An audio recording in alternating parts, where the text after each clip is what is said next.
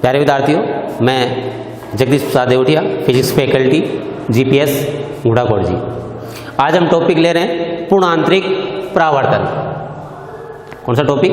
पूर्णांतरिक परावर्तन, total internal refraction, जिसको short में क्या कहते हैं, TIR के नाम से भी हम जानते हैं। तो इसके लिए हम दो माध्यम लेते हैं। ये पूर्णांतरिक परावर्तन में एक तो सघन माध्यम लिया हमने, जिसका अपवर्तनांक क्या है, N2। दूसरा लिया हमने विरल माध्यम, इसका अपवर्तनांक क्या है, N1। अपवर्तन की घटना में हमने पढ़ा था कि जब प्रकाश की किरण एक माध्यम से दूसरे माध्यम में प्रवेश करती है, प्रकाश की किरण है वो एक माध्यम से दूसरे माध्यम में प्रवेश करती है, तो अपनी मूल दिशा से विचलित हो जाती है, हट जाती है। तो यहाँ हम देखते हैं कि जब प्रकाश की किरण सघन से किस में जा रही है, विरल माध्यम में जा रही है। ये कंडीशन लेते हैं और इसमें तीन कंडीशन अपने पास, स्थिति फर्स्ट, ये स्थिति सेकंड और ये स्थिति थर्ड। यहां तीन स्थितियां लेते हैं। पहली स्थिति में हम देखते हैं यह विलंब हो गया, यह प्रकाश की किरण और यहां यह आपतन कोण I। ये कौन कौन सा आपतन कोण I। यहां प्रकाश की किरण सघन से किस में जा रही है, विरल में जा रही है, तो अपने मूल दिशा से क्या हो जाएगी, ये दूर हट जाएगी। ये हो गया अपवर्तन कोण R। अब यहां दूसरी कंडीशन में लेते हैं हम, जब हम आपतन कोण का मान थोड़ा सा बढ़ा दें, देखिए यहां आपतन कोण कम है, यहां आपतन कोण ज्यादा है, तो आपतन कोण का मान हम थोड़ा सा बढ़ा दें, तो ये जो अपवर्तित किरण है ये भी क्या हो जाएगी, नीचे की तरफ झुक जाएगी, नीचे की तरफ आएगी। तो यहाँ आपतन कोण का मान बढ़ाने पर एक स्थिति ऐसी आएगी कि ये जो अपवर्तित किरण है वो इस पृष्ठ के समांतर हो जाती है। ये अपवर्तित किरण क्या हो जाएगी, पृष्ठ के समांतर हो जाएगी। तो आपतन कोण का जो ये मान है, इस विशेष मान को हम क्या कहते हैं, क्रांतिक कोण, जिसको हम किससे प्रदर्शित करेंगे, IC से। कौन सा कोण कहेंगे, क्रांतिक कोण, क्रिटिकल एंगल होता है, जिसको हम प्रदर्शित करेंगे किससे, IC से। तो आपतन कोण का एक विशेष मान होता है जिस पर यह अपवर्तित किरण क्या होती है, पृष्ठ के समांतर हो जाती है, और जब पृष्ठ के समांतर होगी तो यह विलंब के साथ में कितना कोण बनाएगी, 90 डिग्री। तो अपवर्तन कोण R का मान कितना हो जाएगा, 90 डिग्री हो जाएगा। तो यहां क्रांतिक कोण की परिभाषा क्या बनेगी, जब प्रकाश की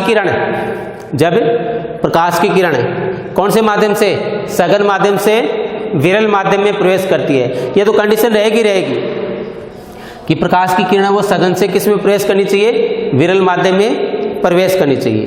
तो जब प्रकाश की किरण सघन से विरल में प्रवेश करती है तो आपतन कोण का एक विशेष मान, या आपतन कोण का वह मान जिस पर अपवर्तन कोण का मान कितना हो जाए, 90 डिग्री हो जाए, या अपवर्तित किरण पृष्ठ के समांतर हो जाए, तो इस घटना को हम क्या कहते हैं, इस कोण को क्या कहेंगे, क्रांतिक कोण कहते हैं। जब प्रकाश की किरण सघन माध्यम से विरल माध्यम में प्रवेश करती है, किसे, सघन से विरल में प्रवेश करती है, तो आपतन कोण का वह मान जिस पर अपवर्तित किरण क्या हो जाती है, पृष्ठ के समांतर हो जाती है, तो इस कोण को हम क्या कहते हैं, क्रांतिक कोण कहते हैं। तो ये तो आएगी अपने पास क्रांतिक कोण की परिभाषा। तीसरी कंडीशन में हम देखते हैं कि यहां आपतन कोण का मान क्रांतिक कोण से थोड़ा सा ज्यादा बढ़ा दें हम, तो यहां आपतन कोण I जो है वो IC क्रांतिक कोण से ज्यादा है। आपतन कोण का मान क्रांतिक कोण से ज्यादा बढ़ा दें, तो अब हम क्या देखेंगे कि प्रकाश की किरण है वो वापस उसी माध्यम में लौट आती है। यह घटना क्या होती है, पूर्णांतरिक परावर्तन की घटना होती है। तो पूर्णांतरिक परावर्तन की घटना में इसकी परिभाषा कैसे देंगे हम, कि जब प्रकाश की किरण सघन माध्यम से विरल माध्यम में प्रवेश करती है, जब प्रकाश की किरण सघन माध्यम से विरल माध्यम में प्रवेश करती है और आपतन कोण का मान आपतन कोण का मान क्रांति कोण से अधिक हो, आपतन कोण का मान क्रांति कोण से अधिक हो तो प्रकाश की किरण पुनः उसी माध्यम में लौट आती है। इस घटना को क्या कहते हैं? पूर्ण आंतरिक परावर्तन कहते हैं। तो इस टॉपिक में अपने पास दो तो परिभाषा है, एक तो क्रांति कोण की और एक पूर्ण आंतरिक परावर्तन की। दोनों परिभाषाओं में पहली बात तो अपने को ये लिखनी है कि जो प्रकाश की किरण है वो क्या होनी चाहिए? सघन से विरल में जानी चाहिए। तो क्रांति कोण की परिभाषा में क्या लिखेंगे? जब प्रकाश की किरण सघन से विरल माध्यम में प्रवेश करती है तो आपतन कोण का वह मान, आपतन कोण का वह मान जिस पर अपवर्तित किरण पृष्ठ के समांतर हो जाती है, वह कोण तो क्या कहलाएगा अपने पास? क्रांति कोण कहलाएगा, जिसको हम IC से प्रदर्शित करते हैं। पूर्ण आंतरिक परावर्तन की परिभाषा में भी यही लिखना है कि जब प्रकाश की किरण सघन से विरल माध्यम में प्रवेश करती है और आपतन कोण का मान, आपतन कोण का मान क्या होना चाहिए? क्रांति कोण से अधिक हो। तो आपतन कोण का मान क्रांति कोण से अधिक हो तो प्रकाश की किरणें वापस उसी माध्यम में लौट आती है। इस घटना को हम क्या कहते हैं? पूर्ण आंतरिक परावर्तन कहते हैं। अब हम यहाँ इस कंडीशन में क्रांति कोण और अपवर्तनांक में संबंध ज्ञात करते हैं। तो स्थिति सेकंड थी अपने पास, यह था अपने पास सघन माध्यम,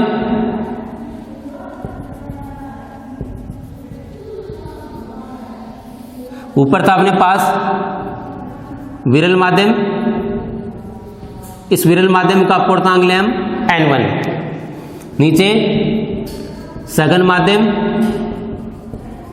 इस सघन माध्यम का अपवर्तनांक लें हम N2 और प्रकाश की किरण सघन से किस में जाए? विरल में प्रवेश करे, सघन से विरल में, और कोण I बराबर IC, आपतन कोण का एक विशेष मान जिस पर अपवर्तित किरण क्या हो जाए? पृष्ठ के समांतर हो जाए। तो यहां अपवर्तन कोण क्या होगा? R बराबर 90 डिग्री आ जाएगा। ये स्थिति सेकंड का अपने पास चित्र आया था। तो यहां क्रांतिक कोण, क्रांतिक कोण IC एवं अपवर्तनांक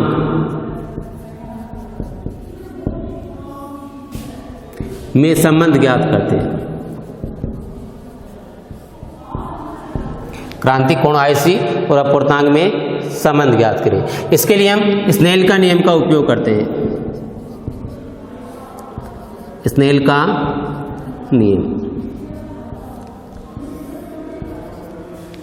स्नेल का नियम क्या था कि आपतन कोण की जा साइन I बट्टे अपवर्तन कोण की जा साइन R बराबर आपतन कोण की जा और अपवर्तन कोण की जा का अनुपात क्या होगा? एक स्थिरांक होगी जिसे दूसरे माध्यम का अपवर्तनांक कहते हैं पहले माध्यम के सापेक्ष। तो यहाँ अपवर्तनांक कौन सा लेना है? जिसमें प्रकाश की किरण प्रवेश करती है। प्रकाश की किरण कौन से माध्यम में प्रवेश करती है? N1 में। तो यहाँ ये क्या आएगा? N12 क्या आएगा? N12। अब यहाँ चूंकि चित्र से हम देखते हैं कि कोण I बराबर तो कितना है? कोण IC। ये देखिए कोण I बराबर कोण IC। कोण R बराबर कितना है यहाँ? 90 डिग्री। ये अपवर्तन कोण R का मान कितना है? 90 डिग्री। तो ये मान हम यहाँ रखें, इसलिए साइन IC और बट्टे साइन 90 डिग्री बराबर N12। अब साइन 90 का मान, क्योंकि साइन 90 की वैल्यू कितनी होती है? 1। तो ये रखें, इसलिए साइन IC बराबर क्या आ गया? N12 आ गया। तो ये साइन, ये जो क्रांतिक कोण है वो तो है सघन माध्यम में, क्रांतिक कोण तो क्या है, सघन माध्यम है। और यहाँ अपवर्तनांक कौन से आ गया अपने पास, विरल माध्यम का। लेकिन हमें संबंध क्या निकालना है, जिस माध्यम में क्रांतिक कोण है और उसी माध्यम के अपवर्तनांक में संबंध होना चाहिए। जिस माध्यम में क्रांतिक कोण है वह माध्यम और उसी माध्यम का अपवर्तनांक। तो हम जानते हैं कि चूंकि n12 into n21 is equal to कितना होता है, 1 होता है बच्चों।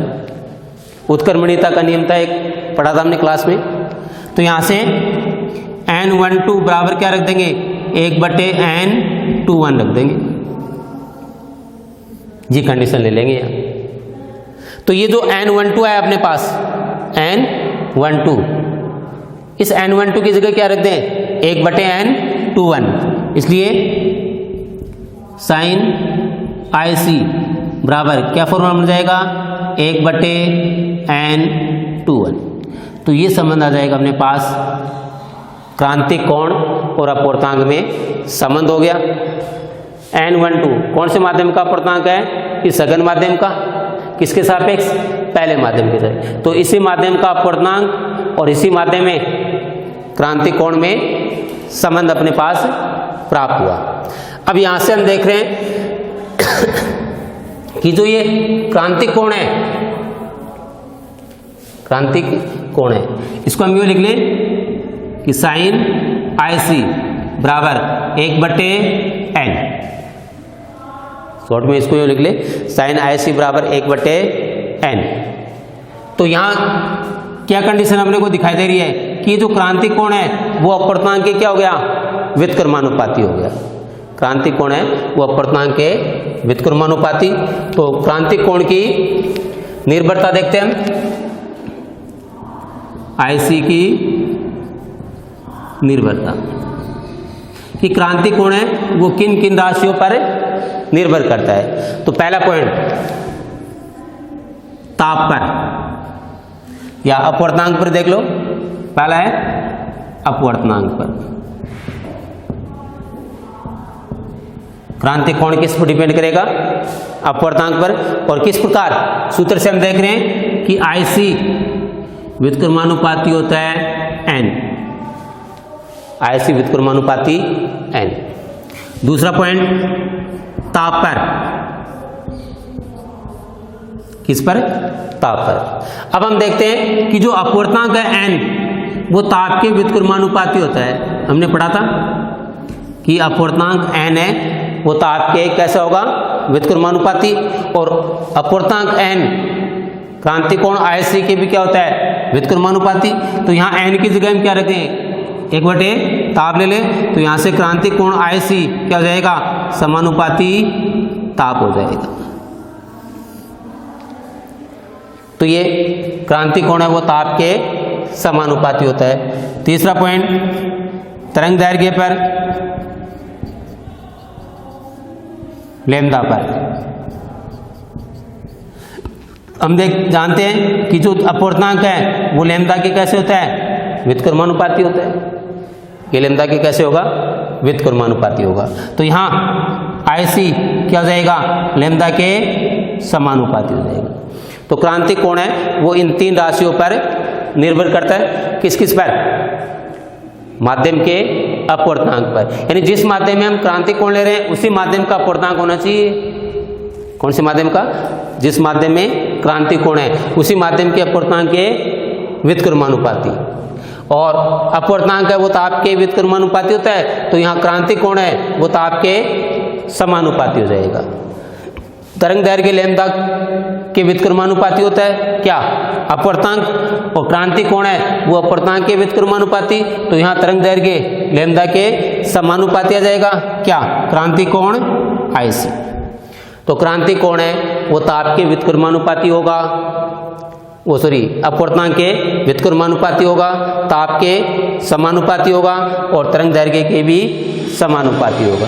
तो इन तीन राशियों पर ये निर्भर करता है अपवर्तनांक। अब जैसे सघन माध्यम और विरल माध्यम की हम बात करें, किसकी, सघन और विरल। सघन माध्यम और विरल माध्यम। तो सघन माध्यम का अपवर्तनांक n सघन ज्यादा होता है n विरल। सघन माध्यम का अपवर्तनांक ज्यादा होता है और विरल माध्यम का अपवर्तनांक क्या होता है, कम होता है। इसलिए जो क्रांतिक कोण है IC वो सघन माध्यम में उल्टा हो जाएगा, इसका सघन माध्यम में कम होगा और विरल माध्यम में ज्यादा होगा। क्रांतिक कोण है वो सघन माध्यम में क्या होगा, कम, और विरल माध्यम में ज्यादा होगा। और सबसे ज्यादा विरल माध्यम क्या होता है, निर्वात। सबसे ज्यादा विरल माध्यम क्या हो गया, निर्वात। तो हम जैसे निर्वात में क्रांतिक कोण की गणना करें, निर्वात में क्रांतिक कोण की गणना करें तो जैसे सूत्र क्या था अपने पास कि साइन IC बराबर 1/n, साइन IC बराबर 1/n। और निर्वात के लिए, किसके लिए, निर्वात के लिए n बराबर कितना था, 1। निर्वात का निरपेक्ष अपवर्तनांक कितना होता है, 1। तो यहाँ साइन IC बराबर 1/1 या साइन IC बराबर कितना हो जाएगा, 1। और साइन IC बराबर, और साइन में एक जो वैल्यू है वो कितने डिग्री की होती है, 90 डिग्री की। तो यहाँ लिख देंगे साइन 90 डिग्री। इसलिए IC बराबर कितना जाएगा, 90 डिग्री। इस प्रकार हम निर्वात के लिए किसकी गणना कर सकते हैं, क्रांतिक कोण की गणना कर सकते हैं। तो हर एक माध्यम के लिए क्रांतिक कोण की गणना इस आधार पर की जाएगी। उस माध्यम का क्या होना चाहिए अपने पास, अपवर्तनांक ज्ञात होना चाहिए। उस माध्यम का क्या ज्ञात होना चाहिए, अपवर्तनांक। जैसे हम देखें पानी के लिए, किसके लिए, पानी के लिए, तो पानी का जो अपवर्तनांक है, पानी के लिए n बराबर कितना होता है, 4/3 या 1.33, 4/3 या 1.33। और गणनाओं में इसका मान कितना रख लेंगे, 4/3 रख लेंगे। तो यहाँ सूत्र क्या होता है अपने पास, साइन IC बराबर 1/n। तो साइन IC बराबर 1/n का मान 4/3 रख देते हैं, कितना, 4/3। तो ये साइन IC बराबर कितना हो गया, 3/4, या साइन IC बराबर कितना आएगा, 0.75। अब हम ये देखना है कि साइन में 0.75 कितने डिग्री का मान होता है। तो ये आएगा साइन IC बराबर कितने डिग्री का, लगभग 48.75 डिग्री का मान होता है। साइन में साइन 48.75 डिग्री, 0.75 जो वैल्यू होती है साइन में वो कितने की होती है, 48.75 डिग्री की। इसलिए IC बराबर कितना हो गया, 48.75 डिग्री। तो पानी के लिए क्रांतिक कोण का मान कितना होगा, 48.75 डिग्री। राउंड फिगर में इसको हम 48 डिग्री भी काम में लेते हैं बहुत बार। पानी के लिए क्रांतिक कोण का मान कितना रखते हैं, लगभग 48 डिग्री के लगभग रखते हैं। इस प्रकार हम किसी भी माध्यम का क्रांतिक कोण ज्ञात कर सकते हैं यदि हमें उस माध्यम का क्या ज्ञात हो, अपवर्तनांक ज्ञात हो। तो अपवर्तनांक से हम क्रांतिक कोण ज्ञात कर सकते हैं। और यदि क्रांतिक कोण दिया हो, क्रांतिक कोण दिया हो तो हम अपवर्तनांक भी ज्ञात कर सकते हैं।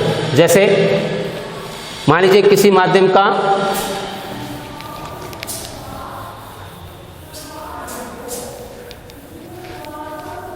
जैसे अपने पास ये देखो कि किसी माध्यम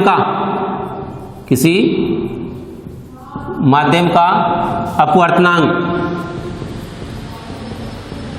√2 है, तो उस माध्यम के लिए क्रांतिक कोण ज्ञात कीजिए।